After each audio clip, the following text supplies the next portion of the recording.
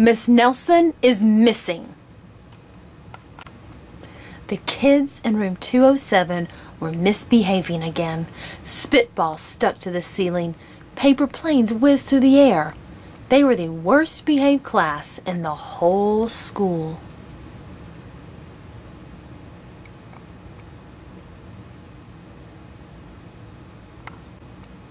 "Now settle down," said Miss Nelson in a sweet voice. But the class would not settle down. They whispered and giggled. They squirmed and made faces. They were even rude during story hour. And they always refused to do their lessons. "Something will have to be done," said Miss Nelson. The next morning, Miss Nelson did not come to school. "Wow!" yelled the kids. "Now we can really act up!" They began to make more spitballs and paper planes. "Today, let's just be terrible," they said. "Not so fast," hissed an unpleasant voice.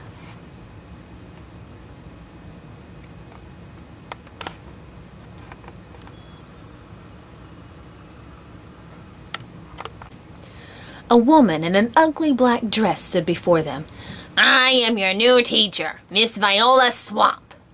And she rapped the desk with her ruler. "Where is Miss Nelson?" asked the kids. "Never mind that," snapped Miss Swamp. "Open those arithmetic books." Miss Nelson's kids did as they were told.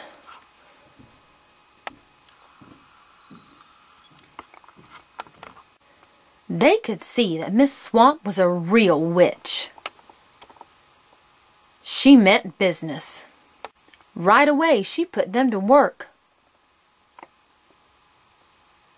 And she loaded them down with homework. "We'll have no story hour today," said Miss Swamp.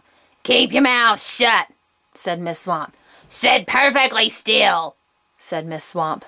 "And if you misbehave, you'll be sorry," said Miss Swamp.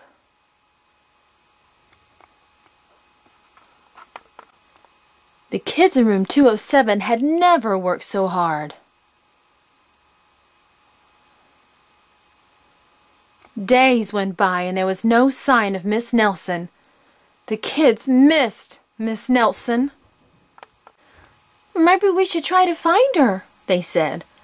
Some of them went to the police.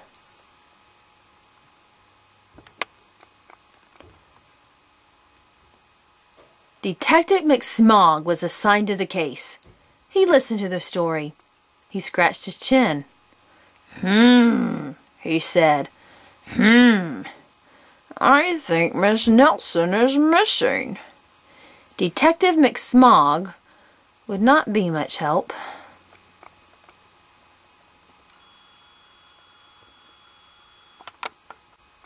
Other kids went to Miss Nelson's house. The shades were tightly drawn and no one answered the door. In fact, the only person they did see was the wicked Miss Viola Swamp coming up the street.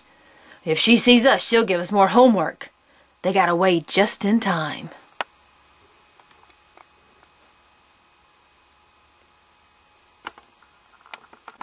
Maybe something terrible happened to Miss Nelson.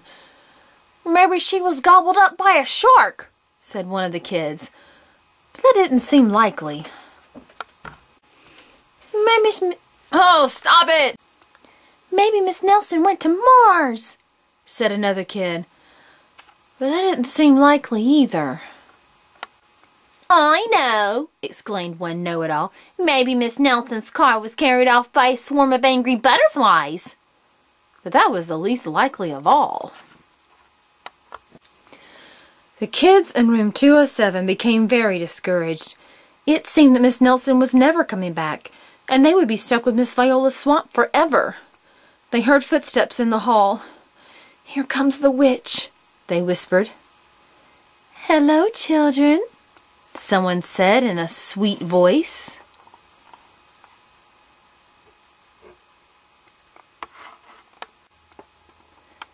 was Miss Nelson. "Did you miss me?" she asked. "We certainly did," cried all the kids. "Where were you?" "That's my little secret," said Miss Nelson. "How about a story hour?" "Oh, yes," cried the kids. Miss Nelson noticed that during story hour no one was rude or silly. "What brought about this lovely change?" she asked. "That's our little secret," said the kids.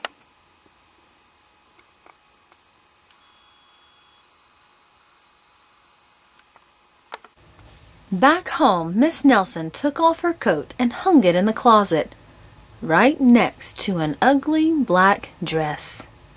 When it was time for bed, she sang a little song. "I'll never tell," she said to herself with a smile.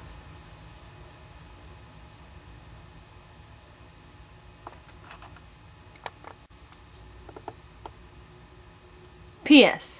Detective McSmog is working on a new case. He is now looking for Miss Viola Swamp.